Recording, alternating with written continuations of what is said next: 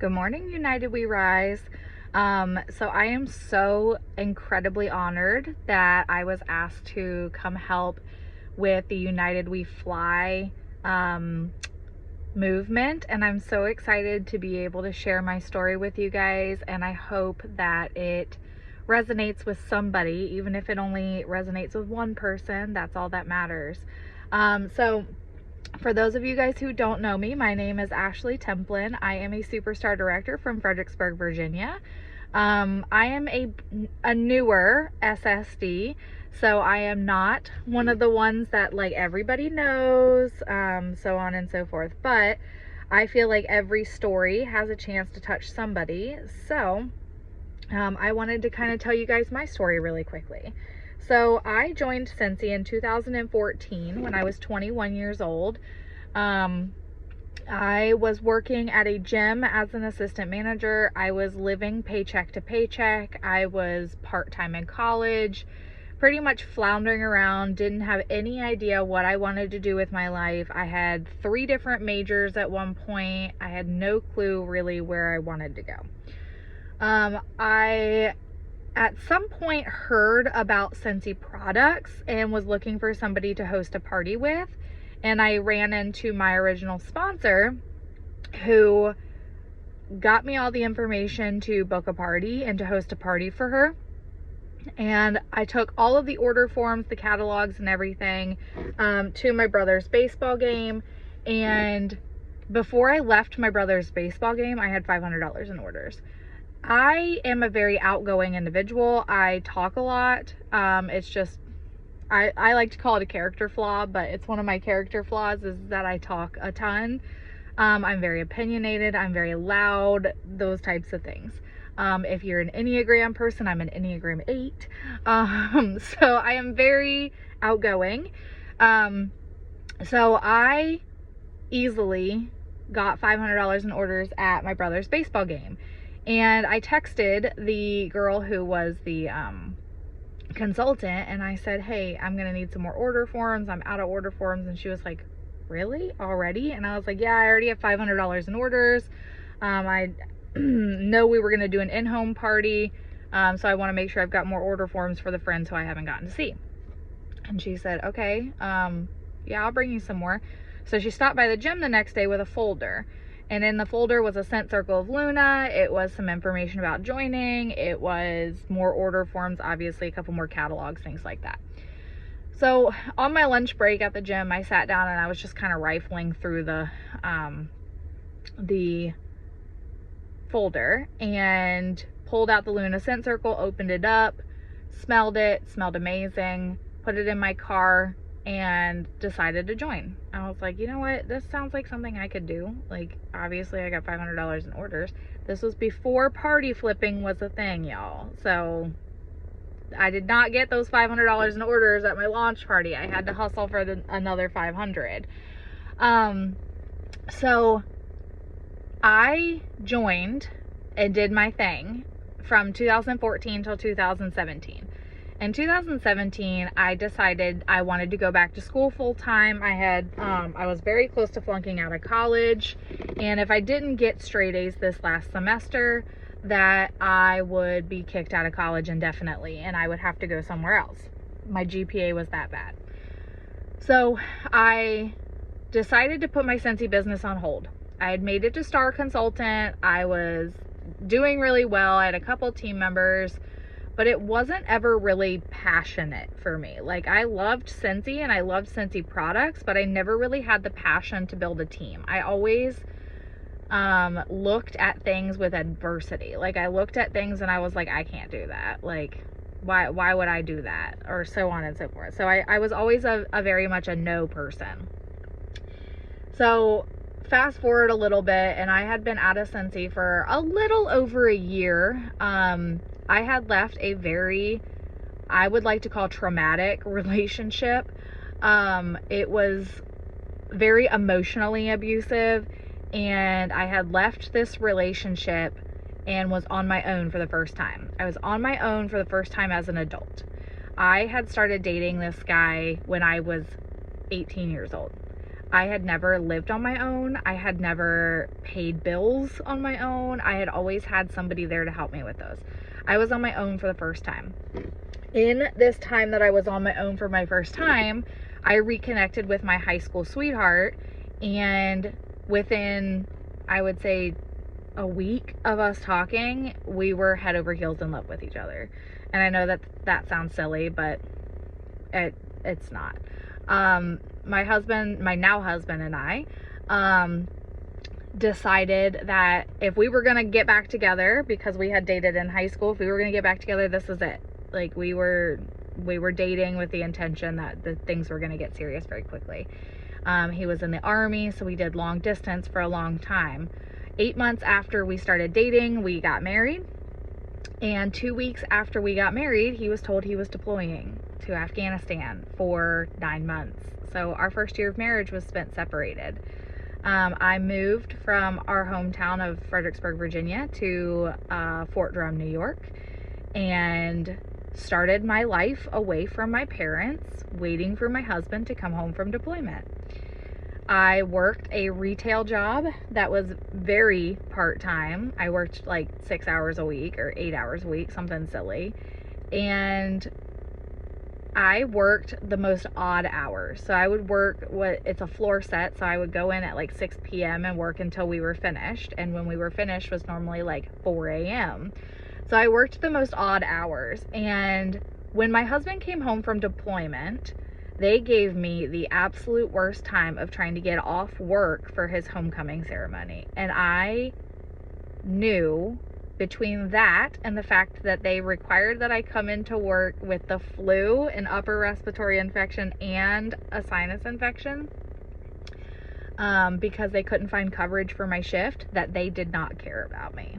Okay? They didn't care about me at all. So I worked for about I would say 2 months after my husband came home from deployment. I worked at that same job. And one night when I came home from work, I came home and sat down on the couch and just started crying. And my husband said, "What's wrong?" And I said, "I just can't do this anymore. They don't care about me at this job. Like, they are absolutely horrible to me. They treat me like crap. I don't want to do this anymore." And my husband said, "Well, do you really make that much money working there?" And I said, "Well, no, not really. It was like $70 or $80 every couple of weeks. I wasn't making a ton." He was like, "Well, quit." And I was like, "Well, what am I gonna do? Like, I have got to have my own money. Like, I like to go to TJ Maxx. I like to go shopping." And he was like, "Well, I mean, you could always restart your Scentsy business." And I was like, I'm really not like into that idea. So I thought about it, and I talked to a friend of mine who is my now new sponsor. And she was like, "Look, Scentsy's always here for you. Come home. It doesn't cost anything for you to rejoin." So I rejoined with no intention of making it a business, y'all. Like, no intention. I was just looking for some extra money to be able to go shopping in the time that my husband was at work. Okay. So fast forward to another move. We moved from Fort Drum back to Fredericksburg so that my husband could do a recruiting detail. And when we moved to Fredericksburg, we found out I was pregnant. So we bought a house, found out I was pregnant. My Scentsy business was kind of starting to take off. I had hit director. Things were happening. We were doing things amazingly. We bought our house, did a bunch of renovations on our house, had my daughter in October of 2019, so she's almost 2. And in January of 2019, I was diagnosed with severe postpartum depression. I was diagnosed with severe postpartum depression after threatening to kill myself. My husband came into my office where I was sitting, literally clutching my legs, and I said, "I can't do this anymore. I don't know what I feel. I feel like I'm foreign. I feel like I'm never going to do anything right." And I said, I want to end it. I'm done. I can't do this anymore. And my husband looked me dead in the eyes and he said, "You need to go to your doctor. You need to get help." And I don't think either of us slept that night, because I think he didn't sleep because he was afraid I was going to do something. And I don't think I slept because I was just so overwhelmed with emotion. So after being diagnosed with postpartum depression, I needed something to call my own.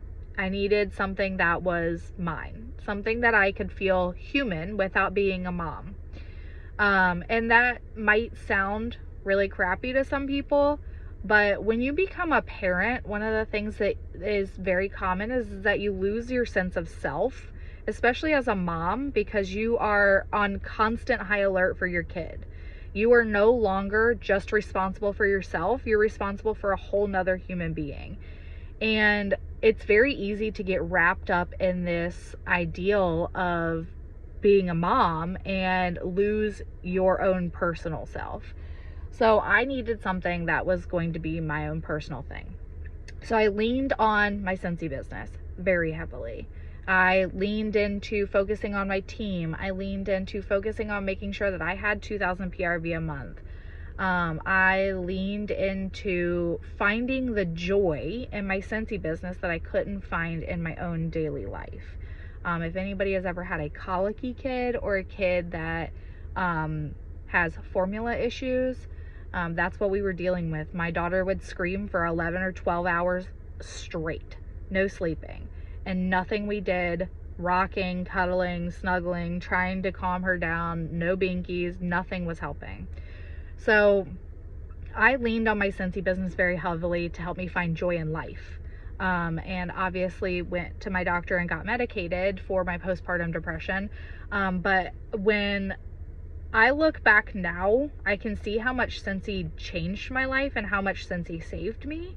Because if I didn't have something to call my own, I don't know that I would ever have gotten out of that like darkness or that void that I was in with my postpartum depression.